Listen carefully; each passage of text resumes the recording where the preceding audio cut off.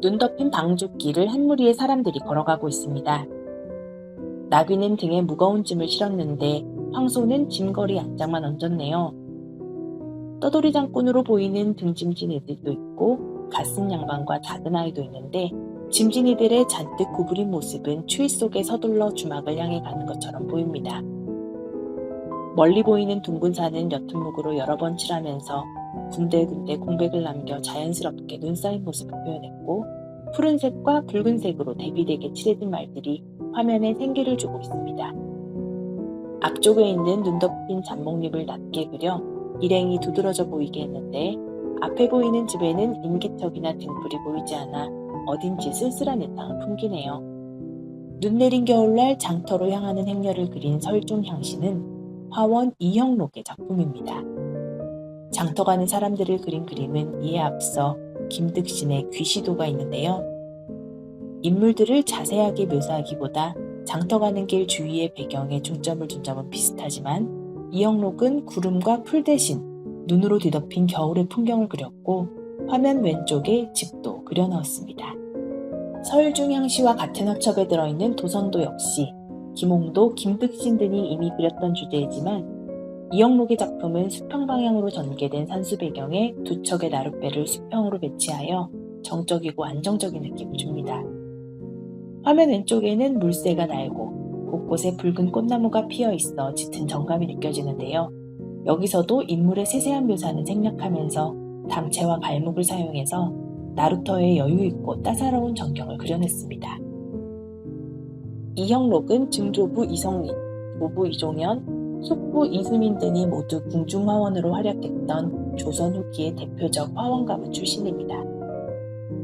25살 때 규장각 화원으로 차출될 정도로 실력이 뛰어났고 1861년 철종 12년에는 어진화사로 전회하기도 했습니다. 임금이 군복을 입고 있는 초상화로는 유일한 자료인 철종어진은 군복의 화려한 채색, 세련된 선형, 무늬의 정교한 표현 등에서 어진도사에 참여한 화원 화가들의 필력을 확인할 수 있는 작품입니다. 이형록은 할아버지, 아버지에 의해 3대째 책가도로 이름을 날렸는데요. 책거리라고도 불리는 책가도는 길 공부를 좋아하고 권장했던 당시의 생활상이 그대로 반영되어 있는 그림이랍니다. 책꽂이를 통째로 옮겨 그린 것 같은 책가도는 책을 비롯하여 당시의 여러 귀중품들을 함께 그린 그림으로 책꽂이 안에 책과 기물이 가지런히 쌓여있는 형태도 있지만 책꽂이는 생략하고 화면 위아래로 책과 물건만 나열하여 그린 책가도도 있어요. 책가도 속에 숨겨진 또 다른 재미는 상징성이랍니다. 그림 속에는 선비들의 필수품인 벼루나 붓등도 있지만 입신양명을 상징하는 살구꽃, 높은 관직을 상징하는 공작깃털, 출세를 기원하는 잉어 등 당시 사람들이 살면서 가졌던 여러 가지 소망들을 그려넣었습니다. 이 책가도는 책을 아슬아슬하게 쌓아서 시각적인 긴장감을 갖게 하는 점도 흥미로워요. 책들은 1점 투시도법에 가까운 원근법을 사용해 표현했고 지그재그로 배치하여 단조로운 구성을 피했습니다. 이 작품이 특히 뛰어난 점은 진한 녹색 바탕과 갈색 테두리, 연녹색 상판 등 고급스러운 바탕색입니다. 금선을 두른 고풍스러운 바탕색이 화려한 색감의 기물들과 잘 어우러져 현존하는 책가도 가운데 가장 수준 높은 기량과 뛰어난 미적 감각을 보여줍니다. 이형록의 생애는 거의 알려지지 않았지만 57세 되던 해에 음록으로 7년 뒤에는 다시 택균으로 이름을 2번 바꾼 기록이 남아있는데 이택균이라는 이름으로 여러 점의 책가도 병풍이 남아있습니다.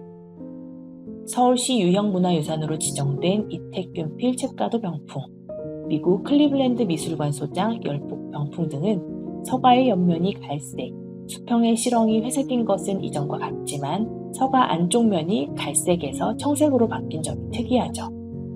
궁중에서부터 민간까지 광범위한 계층에서 사랑받았던 책가도를 국내외에 가장 많이 남긴 화가가 이형록이라면 이형록과 같은 해인 1808년에 프랑스에서 태어난 오노레 도미에의 3등 열차는 장군 일행을 그린 풍속화 설중향시와 견주어볼 만한 작품입니다.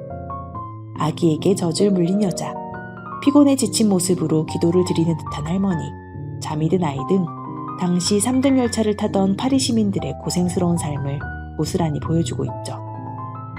가난한 이들로 가득한 기차의 서민적 정서와 그들의 침묵이 자아내는 우울한 시대의 울림은 도미에만이 표현할 수 있는 예술적 경지를 보여줍니다. 마르세유에서 표구사의 아들로 태어난 도미에는 8살 때 파리에 올라와 사환, 점원 등 온갖 일을 했는데 당시로서는 최신 기술인 석판화 기법을 익혀 22살 때부터 주간지와 일간지의 석판화 작가가 되었습니다.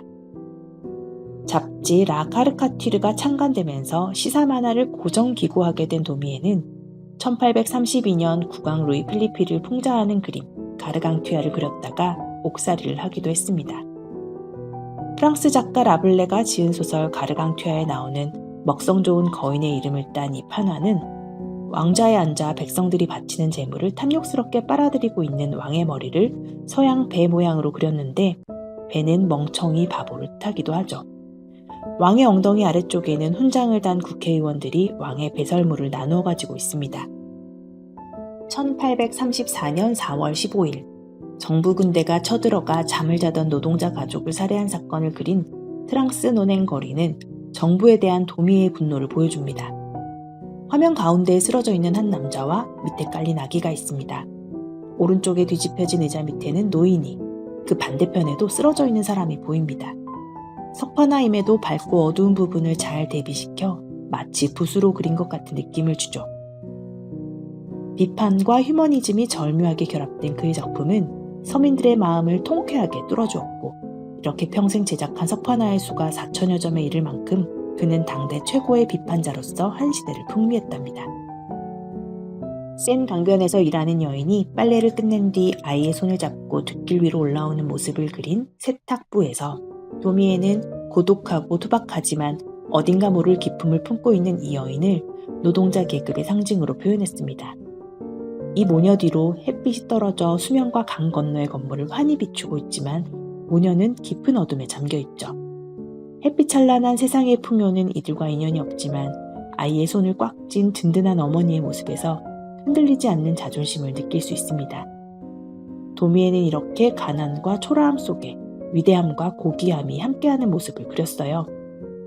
난로를 앞에 두고 수프를 먹으면서 아이에게 젖을 먹이는 가난한 노동자 가족의 모습을 그린 수프는 민중을 그린 도미에의 수채화 가운데 가장 잘 알려진 작품입니다.